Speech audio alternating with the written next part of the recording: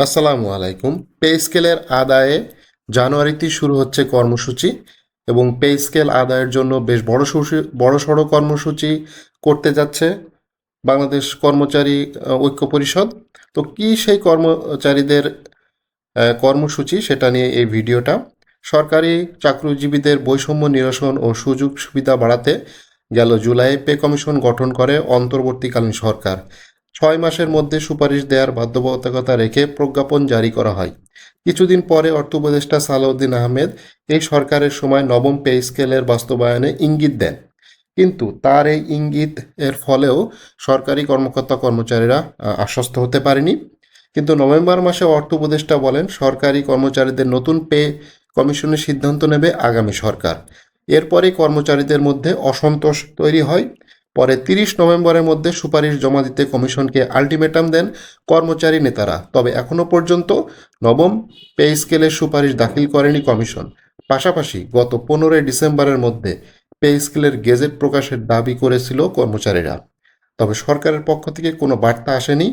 এদিকে দাবি আদায়ের সমন্বয়ক তারা বলতেছে মূলত গেল 20 ডিসেম্বর নতুন কর্মসূচি করার প্রস্তুতি নিয়েছিল কর্মচারী নেতারা।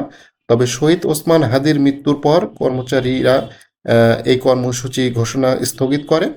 আগামীকাল শুক্রবার 26 ডিসেম্বর নতুন কর্মসূচি ঘোষণা করবেন কর্মচারীরা। এবং এই যে 26 তারিখে যে কর্মসূচি ঘোষণা হবে সেটা কিন্তু 20 ডিসেম্বরেই বলে দিয়েছিল যে আগামী 26 ডিসেম্বর তারা কর্মসূচি ঘোষণা করবেন। কর্মচারী সংগঠনের একাধিক নেতার সাথে কথা বলা হয়েছে, নতুন বছরের শুরুতেই আমাদের কর্মসূচি আসবে। এদিকে প্রতীকী অনশন, সমাবেশ, মহাসমাবেশ, এমনকি দৈনিক 1-2 ঘন্টা কর্মবিরতিও আসতে পারে। চাকরিজীবীদের বৈষম্য নিরসন ও সুযোগ সুবিধা বাড়াতে গিয়ে জুলাই মাসে পে কমিশন গঠন করে অন্তর্বর্তীকালীন সরকার। তো সেই সময় যে গেজেট প্রকাশ করা হয়েছিল সেই গেজেটে বলা হয়েছিল পরবর্তী 6 মাসের মধ্যে সুপারিশ দেওয়ার জন্য। তো এর কিছুদিন পরে অর্থ উপদেষ্টা সালেউদ্দিন আহমেদ বলেছিলেন যে এই সরকারি পে স্কেল বাস্তবায়ন করবে। তো কিছুদিন পরে আবার তিনি তার সিদ্ধান্ত পাল্টান এবং তিনি বলেন যে আগামী সরকারই আসলে পে স্কেলের সিদ্ধান্ত নেবে। এরপরে কর্মচারীদের মধ্যে অসন্তোষ তৈরি হয়। পরে 30 নভেম্বর সুপারিশ জমা দেওয়া আলটিমেটাম দেয় কর্মচারী নেতারা। তবে এখনো পর্যন্ত নবম পে স্কেলের সুপারিশ দাখিল করেনি কমিশন। তো এর মধ্যে বৈঠক হয়েছে, রুদ্ধদ্বার বৈঠক, এবং সেই বৈঠকে বলা হয়েছে পরপর 3টি বৈঠক হবে। সেই বৈঠকের মাধ্যমেই মূলত কমিশন তাদের যে রিপোর্ট সেটা জমা দিবে। পাশাপাশি গত 15 ডিসেম্বরের মধ্যে নবম পে স্কেলের গেজেট প্রকাশের দাবি করে আসছিল কর্মচারীরা। সরকারের পক্ষ থেকে এ বিষয়ে কোনো সাড়া বা বার্তা কিছুই আসে নাই।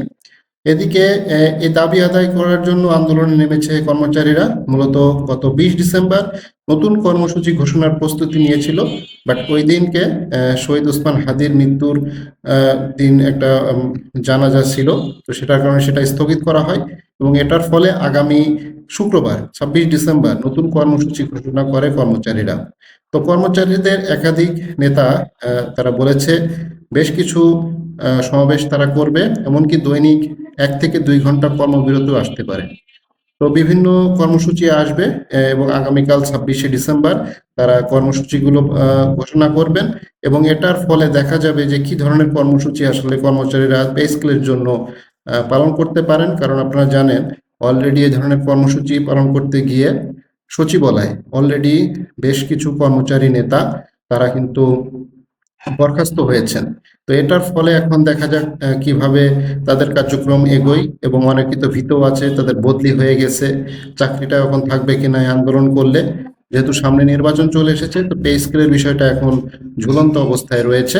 তো সেটার জন্যই আগামী 26 ডিসেম্বর নতুন কর্মসূচির ঘোষণা দিবেন এবং সেখান থেকে বোঝা যাবে তারা কিভাবে কর্মসূচি পালন করতে যাচ্ছে এবং এটা কতদূর বাস্তবায়ন হয় নতুন পে স্কেল নিয়ে।